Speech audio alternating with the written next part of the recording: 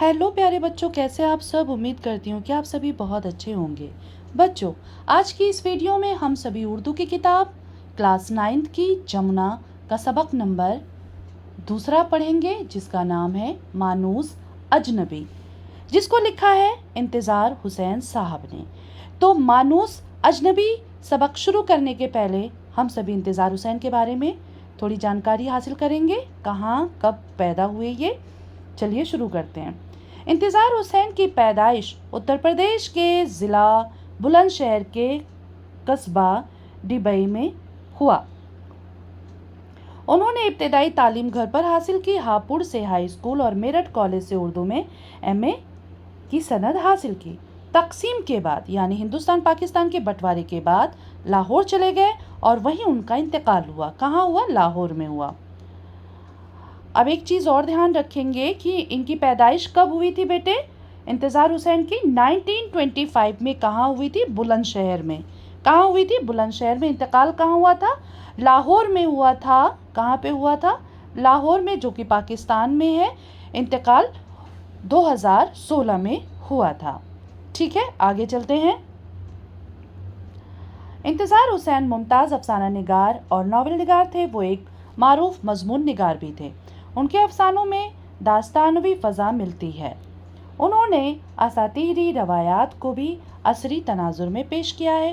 कदीम रिवायात और लोक कहानियों के असरात पर इसरारियत, अलामती अंदाज, तारीख़ी व असातीरी किरदारों और मौज़ूआत का इस्तेमाल उनके अफसानों में इम्तियाज़ी खसूसियात हैं। आगे चलते हैं। उनका पहला अफसाना कौन सा है? उनका पहला अफसाना है क्यों माँ की दुकान। क्यों माँ की दुकान पहला अफसानवी मजमुआ है। गली कूचे। उसके बाद उनके कई मजमुए कौन कौन से हैं? कंकरी, आखिरी आदमी, शहर अफसोस, खैमे से दूर, खाली पिंजरा और शहजादे के नाम वगैरह के नाम से शाये हुए हैं।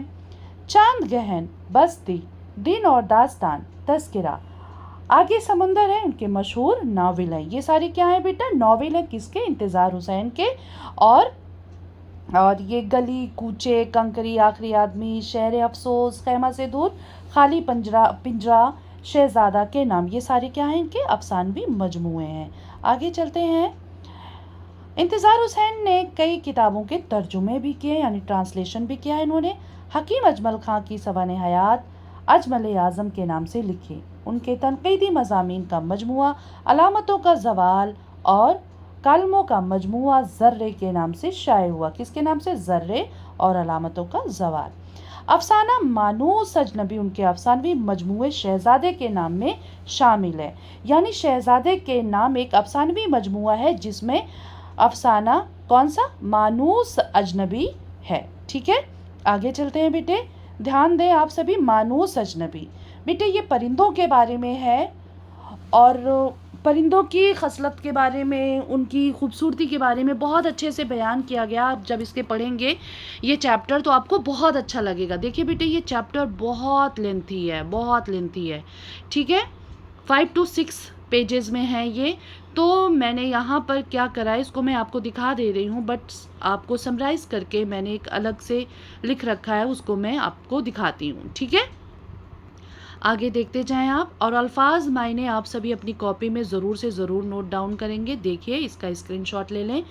अल्फाज मायने, ठीक है, इसको आपको अपनी कॉपी में ज़रूर से ज़रूर नोट डाउन करना है।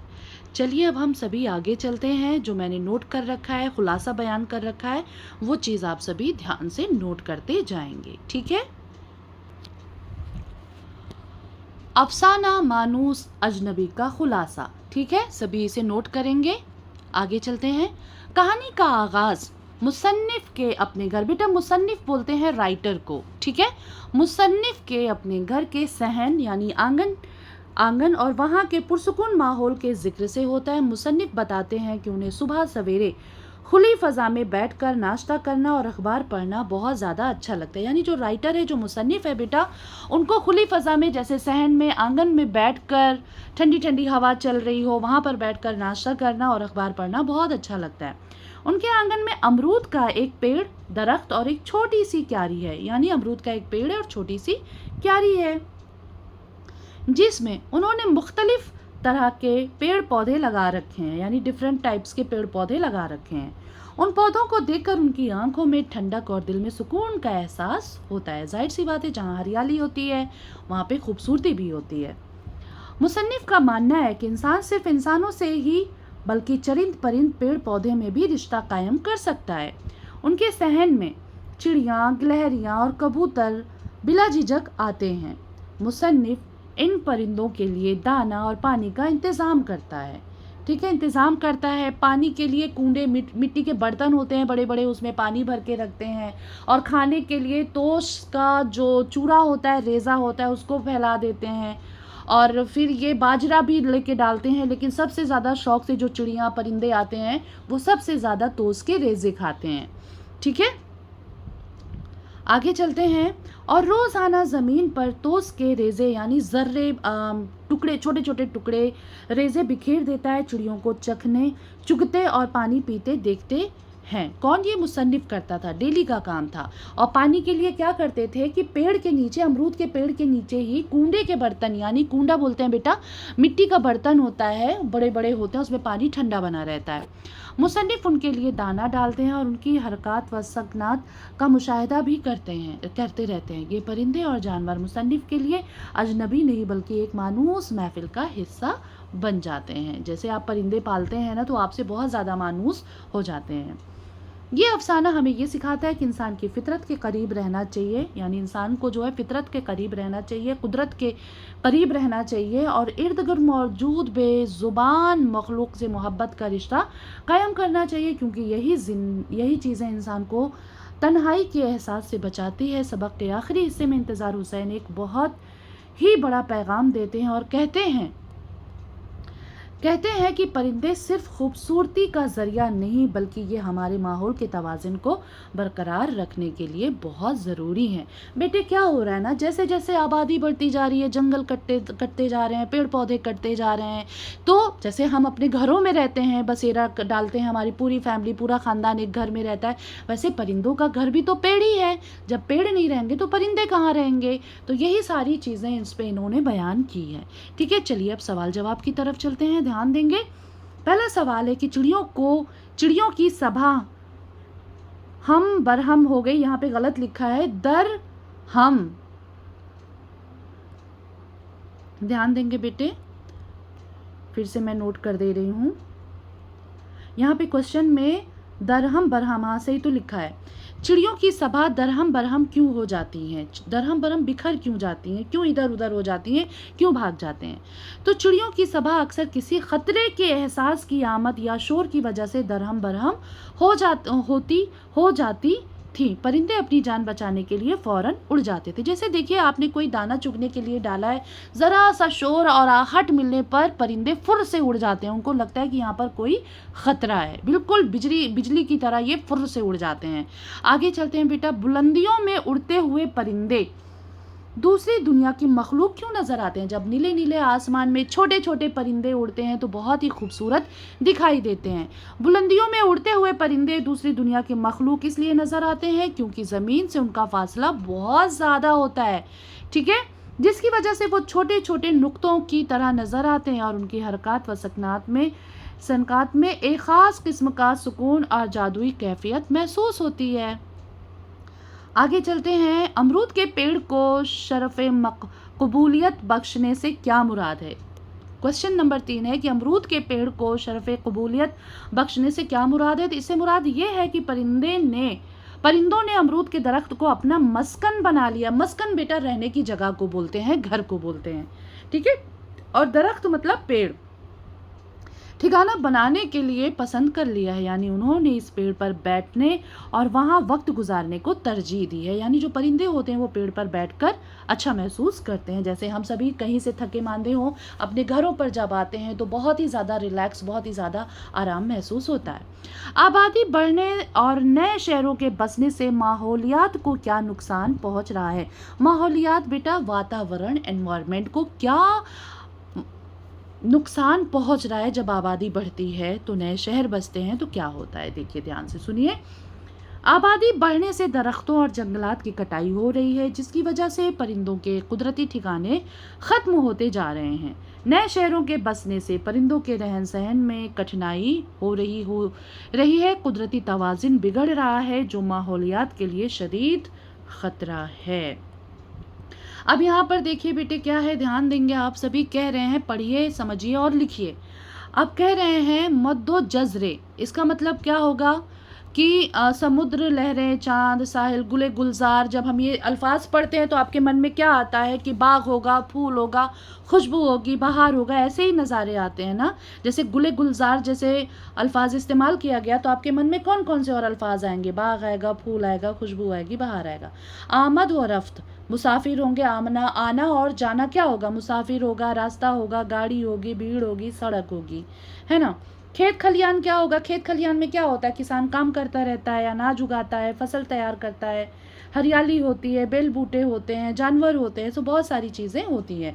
चश्म हैरां, चश्म मतलब आँख होता है, चश्म मतलब आँख, हैरां, चश्म हैरां यानी ऐसी मतलब आँख, आप कोई चीज़ ऐसी देखें कि आपकी आँख बिल्कुल ताज्जुब में पड़ जाए, हैरान हो जाए, परेशान हो जाए, तो ताज्जुब, हैरत, आँख और नज़ारा जहाँ पे होगा वहाँ चश्मे हैरां होगा।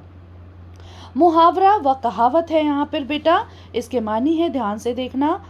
हाथों के तोते उड़ना, हाथों के तोते उड़ना, ज़्यादा हैरान या फिर परेशान होना, बगले जागना, शर्मिंदा होना, दम बखुद रह जाना, हैरत से साकित हो जाना, 3-5 करना, तकरार करना, बहाना करना। अक्सर कहते हैं नहीं, ज़्यादा 3-5 मत करो, तकरार मत करो, बहाने मत बनाओ। खाक छानना, दर दर भटकना या मारा मारा फिरना। अब ज़रबुल मिसल होता है, कहावत होती है बेटा, इसके पीछे एक कहानी होती है, कोई किस्सा या कहानी जुड़ा होता है जो ज़रबुल मिसल या फिर कहावत होती है। जैसे जैसी करनी वैसी भरनी, जैसा अमल करोगे वैसा भरोगे, जैसा नेकी का काम करोगे नेकी मिलेगी, बदी का काम करोगे, बुराई का काम करोगे तो आपके साथ अच्छा नहीं होगा, बुरा ही होगा। आसमान से गिरा तो खजूर में अटका, आसमान से गिरा खजूर में अटका, यानी एक परेशानी ख़त्म नहीं होती, दूसरी परेशानी आ जाती है। मुसीबत से निकलकर दूसरी मुसीबत में फंसना। अंधा क्या चाहे 2 आंखें, अंधा क्या चाहे, जो नाबीना जो होता है उसे क्या चाहिए? वो बस चाहता है कुछ भी हो जाए, मेरे पास 2 आंखें हो जाए, मैं दुनिया देख लूँ। तो अंधा क्या चाहे 2 आंखें, मन चाहे मुरादें पूरी होना। नाच न जाने आंगन टेढ़ा, नाच न जाने आंगन टेढ़ा यानी आता जाता कुछ है नहीं और दिखाते ऐसे हैं कि सब कुछ, जैसे सब कुछ आता हो। अपनी कमजोरी छुपाने के लिए दूसरों के काम में नुक्स निकालना, है ना। अब यहाँ पे मुरक्कब अल्फाज आ गया बेटा। मुरक्कब अल्फाज किसे बोलते हैं? जब 2 अल्फाज बामानी हो उन्हें मुरक्कब अल्फाज कहते हैं। जैसे लहक चहक, लपक झपक, यानी लहक चहक ये 2 अल्फाज है, दोनों के मानी अलग हैं। लपक झपक यानी इसके भी मानी अलग हैं। अब देखिए ताबे महमिल का मतलब क्या होता है। अक्सर करके घर में बहुत से लोग होते हैं, जैसे पानी वानी, खाना वाना, लोटा ओटा, आना जाना, इस तरीके के जो अल्फाज होते हैं, एक तो बामानी होगा, दूसरा जो होगा उसका कोई मतलब होगा ही नहीं। जैसे घर में आप घुसे, मम्मी खाना वाना दे दीजिए, खाना तो मम्मी खिलाएंगी बट वाना क्या होता है? तो ये ताबे महमिल होता है। जब 2 अल्फाज बामानी ना हो, जब 2 अल्फाज बामानी ना हो लेकिन पहले लफ्ज़ की शिद्दत में इजाफा करता हो, यानी पहला लफ्ज़ जो हो वो बामानी हो, उसका कुछ मतलब निकलता हो, तो उसे ताबे महमिल कहते हैं। जैसे रोटी, ओटी, पानी, वानी। देखिए रोटी तो हम खाते हैं, पानी भी, ये वोटी क्या है, वानी क्या है, नहीं पता ना। तो इसी तरीके से 5 मिसालें आपको बनाना है। देखिए खाना वाना, क्या मेहमानों ने खाना वाना खा लिया? पानी वानी, ज़रा पानी वानी पिलाओ। झूठ मूठ, बच्चे झूठ मूठ में रोने लगते हैं। चाय वाय, अरे भाई सालिम ज़रा चाय वाय पिलाइए। चाय तो पिलाएंगे बट वाय क्या है? वाय में हम लोग नाश्ता पानी रख लेते हैं। सचमुच, सचमुच का क्या होगा? सचमुच में आज बहुत तेज़ बारिश हो रही है। अब यहाँ पे देखिए बेटा क्या आ गया कि जुमलों को गौर से पढ़िए, ठीक है, ध्यान दीजिए। फिर तो गिलहरी को चाट लग गई, मुझे चाट पसंद है, यानी देखिए यहाँ पे चाट आया है और यहाँ पे भी चाट आया है, ठीक है।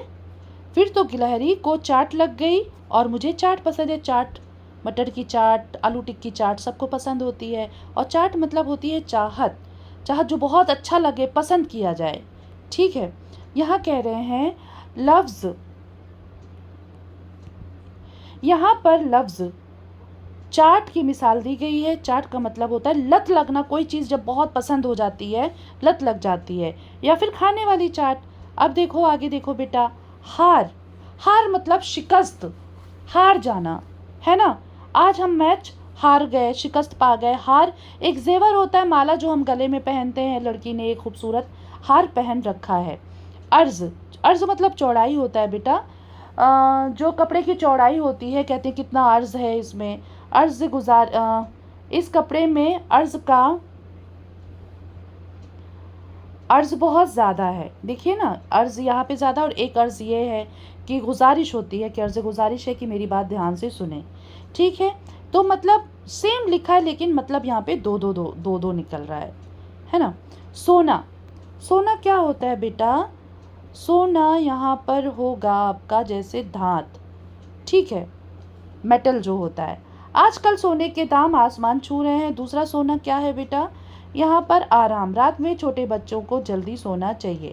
اب دیکھیے یہاں پر ایک دھیان دیں گے آپ سبھی، عبارت کو غور سے، یعنی ایک اقتباس دیا گیا ہے، ایک پیراگراف دیا گیا ہے، اس کو آپ کو غور سے پڑھنا ہے بیٹا. اس کو خلاصہ کرنا ہے کس میں؟ اپنے الفاظ میں. عبارت کا کوئی مناسب عنوان بھی تجویز کیجیے. ٹھیک ہے، عبارت کا خلاصہ ایسے ہے. بہت دھیان سے سنیے گا آپ سبھی. یہ آپ کے بک میں ہے، سب ایکسرسائز میں ہے جو میں بتا رہی ہوں. قدرت نے دنیا کی ہر چیز کو ضرورت کے اعتبار سے ایک دوسرے سے جوڑ دیا ہے. یہاں ہر ایک چیز دوسری چیز کو کسی نہ کسی طرح متاثر کرتی ہے. حساب سے تعلق کو سمجھنے اور سمجھانے کا نام ماحولیاتی سائنس ہے.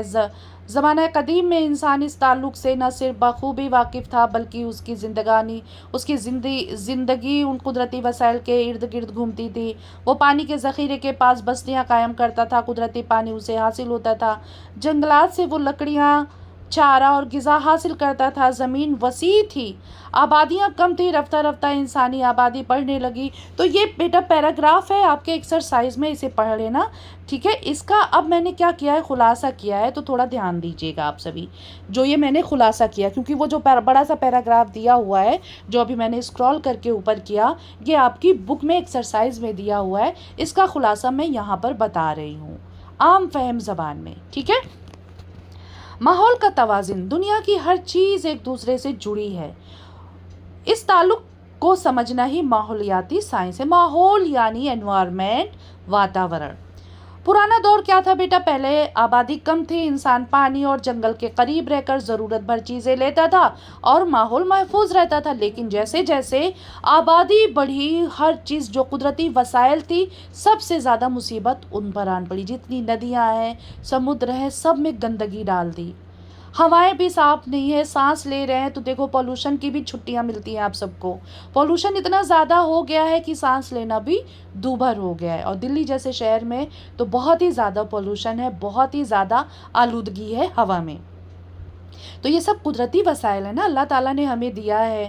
اور ہم کیا کر رہے ہیں کہ اپنی نازیبا چیزوں سے قدرتی وسائل کو اتنا خطرہ پہنچا رہے ہیں، اتنا گندا کر دے رہے ہیں، اتنا آلودہ کر دے رہے ہیں کہ ہم خود ہی اس کی پریشانیوں کو جھیل رہے ہیں. بیماریاں، سینکڑوں بیماریاں، ہر گھر میں بیمار مریض، کینسر کے پیشنٹ، ہر طرح کے پیشنٹ ہو رہے ہیں، ہے نا. یہ صرف اور صرف بیٹا قدرتی وسائل سے چھیڑخانی کرنے کا نتیجہ ہے.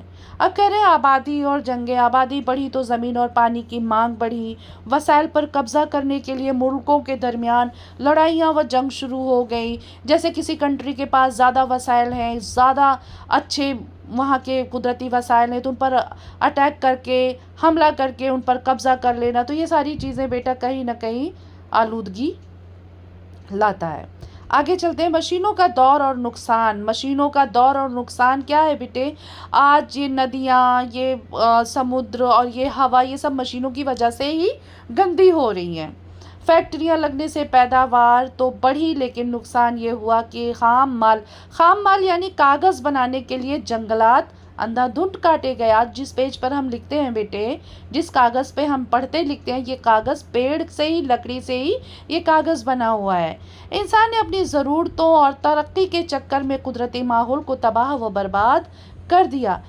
अब देखो यहाँ पे एक सवाल और आ गया बेटा, ध्यान देंगे कि इंटरव्यू लेने का मौका मिले तो ये सवाल पूछ सकते हैं। इसमें आपके इस चैप्टर में मानूस अजनबी में एक्सरसाइज में दिया हुआ है कि अगर आपको कभी किसी मुसन्निफ़ का, किसी राइटर का इंटरव्यू लेना हो तो आप इस तरीके से इंटरव्यू ले सकते हैं।